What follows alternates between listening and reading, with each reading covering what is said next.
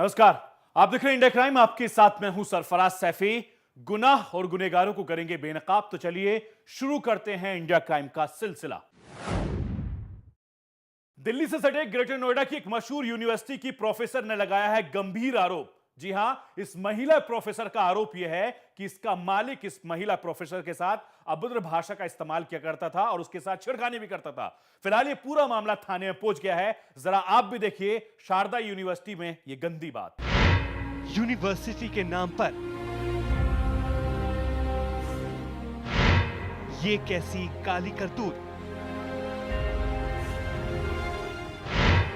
महिला प्रोफेसर के साथ हुई गंदी बात। विश्वविद्यालय की गरिमा हुई तार-तार। पश्चिमी यूपी में सड़क पर तो महिलाओं की सुरक्षा का ऊपर वाला ही मालिक है। अब तो महिलाएं ऑफिस में भी महफूज नहीं रह गई हैं। जिस ऑफिस की हम बात कर रहे हैं वो ऑफिस भी ऐसा वैसा नहीं, बल्कि ग्रेटर नोएडा की नामी शिक्षा संस्थान शारदा यूनिवर्सिटी का है। यूनिवर्सिटी की एक पूर्व महिला प्रोफेसर ने यूनिवर्सिटी के संचालक पीके गुप्ता और 2 अन्य प्रोफेसरों के खिलाफ यौन शोषण का सनसनीखेज आरोप लगाया है। महिला प्रोफेसर के मुताबिक संचालक की शय पाकर पीएम जैन और मुनेंद्र सिंह नाम के ये 2 प्रोफेसर इस कदर बेशर्मी पर उतारू हो गए कि कैंपस में ही प्रोफेसर से अश्लील हरकत करने लगे। महिला प्रोफेसर के इन संगीन आरोपों पर पुलिस ने एफआईआर भी दर्ज कर ली है। यूनिवर्सिटी के 3 लोगों पर आरोप लगाए हैं कि शिकायत में दिया है, उसमें यही अश्लील बातें करना, अश्लील हरकतें उन्होंने इस टाइप का दिया है। और जब वादिया के आगे बयान होंगे और जो बाकी तथ्य सामने वो लेके आएंगी, वो जो हमें एविडेंस के तौर पे जो भी हमें देंगी उसके आधार पे आगे विवेचना बढ़ाई जाएगी। महिला ने एफआईआर दर्ज करवाई है कि इस यूनिवर्सिटी में जुलाई 2013 तक प्रोफेसर के तौर पर वो काम कर रही थीं। इस दौरान यूनिवर्सिटी संचालक और 2 प्रोफेसरों ने उनका यौन शोषण किया। जब भी मैं अपने विभाग के प्रोफेसरों से मिलने जाती, वो मेरे साथ अश्लील हरकत करता था। मुझसे बात करते वक्त गंदे अल्फाज इस्तेमाल करता था। इन दोनों प्रोफेसरों की शिकायत जब मैंने विश्वविद्यालय संचालक पीके गुप्ता से की, तो इस पर कार्रवाई करने के बजाय पीके गुप्ता ने भी मुझे परेशान करना शुरू कर दिया। ये पहला मौका नहीं है जब शारदा यूनिवर्सिटी महिला प्रोफेसर से अश्लीलता के लिए बदनाम हुई हो। इससे पहले भी यहाँ एक महिला प्रोफेसर ने अपने विभाग के डीन पी रत्ना स्वामी पर अश्लील मैसेज भेजने का आरोप लगाया था। साथ ही किसी 5 स्टार होटल में अकेले मुलाकात के लिए दबाव डालने का भी आरोप लगाया था। एक यूनिवर्सिटी जहां लोग अपने बच्चों को भविष्य संवारने के लिए भेजते हैं, वहां ऐसी शर्मनाक हरकत वो भी एक प्रोफेसर के साथ सोचने को मजबूर कर देती है। ऐसे में जरूरी है कि इस तरह एक के बाद एक खुलती जा रही प्राइवेट यूनिवर्सिटी की हकीकत और उद्देश्य जाने बिना उन्हें मान्यता न दी जाए। जहां भविष्य संवारने वालों का भविष्य ही खतरे में हो, वहां नौनिहालों के भविष्य का क्या होगा। Rahul Thakur, Bhaskar news, greater Noida. रांची के मशहूर अनाथालय के संचालक पर लगा है गंभीर आरोप। यह आरोप किसी और ने नहीं बल्कि अनाथालय में रहने वाली एक लड़की ने लगाया है। उसका आरोप यह है कि संचालक उसके साथ लगातार बलात्कार करता रहा और कई लड़कियों के साथ छेड़खानी भी करता है। जरा आप भी देखिए यह घिनौनी वारदात।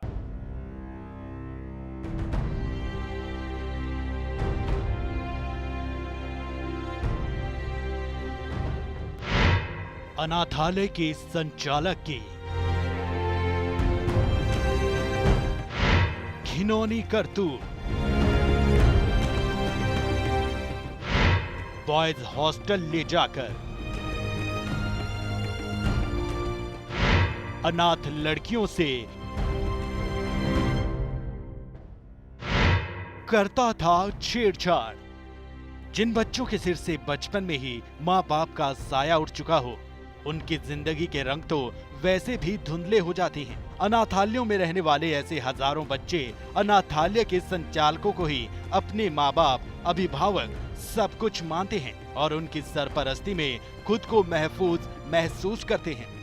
पर क्या हो अगर यही संचालक इन अनाथ बच्चों की मजबूरी का फायदा उठाने लगे और अनाथालय में रहने वाली बेबस लड़कियों को अपनी बुरी नीयत का शिकार बनाने लगे। इस बात को सोचने भर से हर उस शख्स का सर शर्म से झुक जाएगा जो अनाथ बच्चों की परवरिश करने वाली संस्थाओं से जुड़ा हो। रांची के एक अनाथालय में रहने वाली एक लड़की ने अनाथालय के संचालक पर यौन शोषण करने का आरोप लगाया है। वहाँ पे एक एनजीओ के आड़ में कुछ बच्चों के साथ शोषण किया जा रहा है।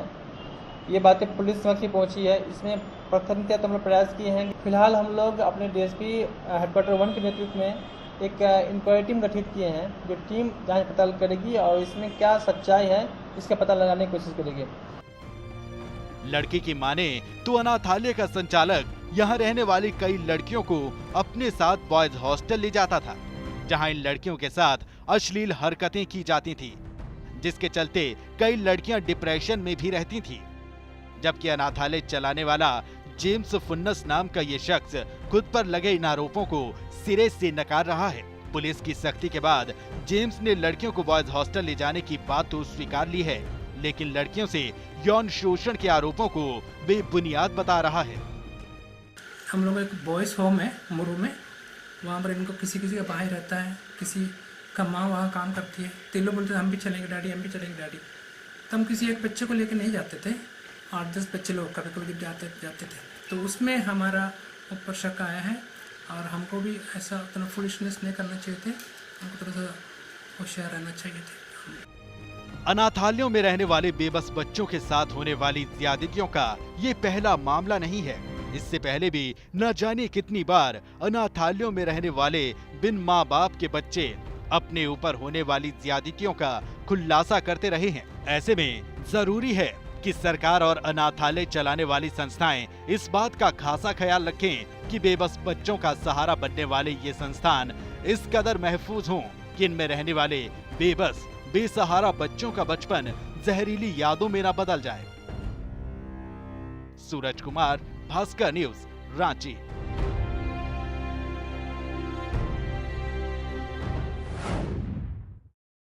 पंजाब के अमृतसर में लव, सेक्स और धोखे की एक सनसनीखेज वारदात सामने आई है। यहां पर एक शादीशुदा शख्स एक नाबालिग लड़की के साथ बलात्कार करता रहा और शादी का झांसा देता रहा। जरा आप भी देखिए इस सनसनीखेज वारदात को।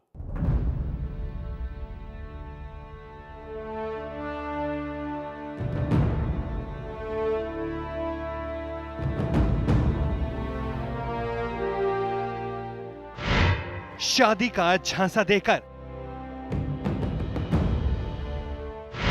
नाबालिग से दुराचार, 1 साल से कर रहा था। लड़कियों की भावनाओं से खिलवाड़। ये खबर उन लड़कियों के लिए है जो अजनबियों पर भरोसा कर उनके प्रेम के जाल में फंस जाती हैं और उन्हें अपना सब कुछ सौंप देती हैं। जी हां, लड़कियों को शादी का झांसा देकर उनके इमोशन से खेलने वाले दरिंदों की कमी नहीं है। ये दरिंदे मासूम लड़कियों को अपने जाल में फंसाकर उनके साथ मनमानी करते हैं। इन दरिंदों की हरकत तब सामने आती है जब लड़की अपना सब कुछ हार चुकी होती है। अमृतसर के अजनाला गांव की ही रहने वाली इस नाबालिग के साथ भी कुछ ऐसी ही वारदात हुई है। इस लड़की का आरोप है कि पड़ोस में रहने वाला नानक सिंह, ये शातिर, इस लड़की को अपने प्रेम जाल में फंसाकर पिछले 1 साल से उसका रेप कर रहा था, जबकि ये शख्स पहले से शादीशुदा था।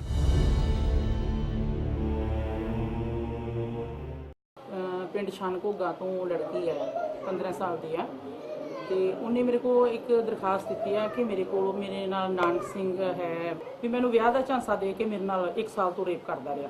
तो सारी रात मैनू एक पिंड है नाल छन हैगी, उत्थे ले गया मैनू, उत्थे मेरे नाल सारी रात रेप करता रहा। तो जो मैं उन्होंने कहा भी मैनू अपने घर लै जा, तो कहता कि मैं मैरिड आ, मेरे बच्चे आ, मैं नहीं ले जा सकता। दोषी नूं मैं अरेस्ट कर लिया।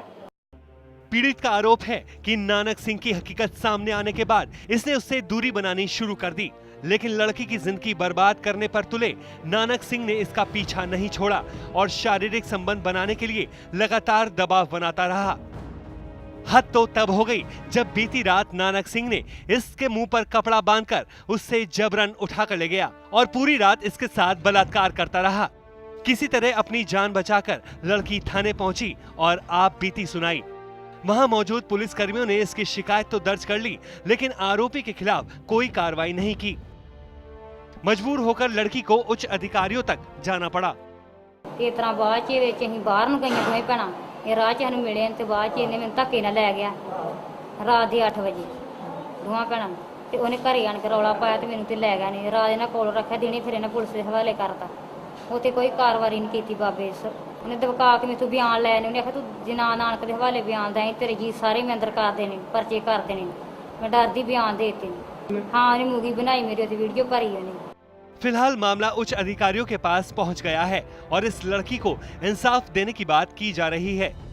लेकिन आए दिन लड़कियों से होने वाली धोखे की इन वारदात से लड़कियों को सबक लेना होगा। किसी पर भरोसा करना उनकी जिंदगी तबाह कर सकता है। विक्रम गिल, भास्कर न्यूज, अमृतसर।